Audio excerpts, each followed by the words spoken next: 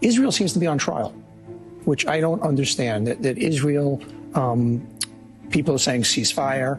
And of course, none of us want violence, but there was a ceasefire on October 6th.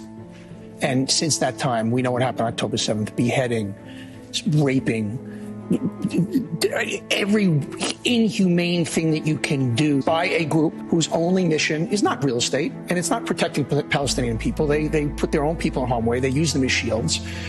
They've stolen billions of dollars of aid from the humanitarian aid from them. Their only mission is to eliminate Israel, eliminate all Jews.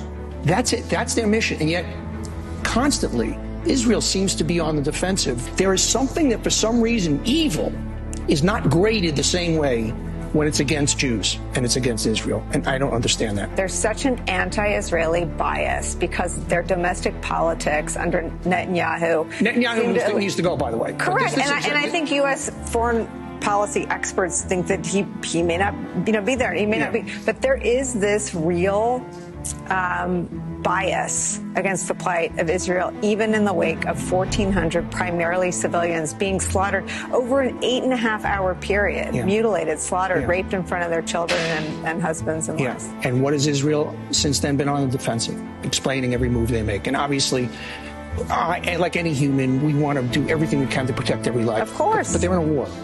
And innocent civilians are going to be hurt, just like innocent Germans were hurt. But you still got to take out the Nazis. You got to take out ISIS. And Hamas has to be taken out. And there's no other answer. You can't live next door to people whose entire mission is to annihilate you and destroy you. And people in this country are cheering. And the media is just kind of tippy-toeing around it. The Jews are treated different than other groups. That there's a dislike.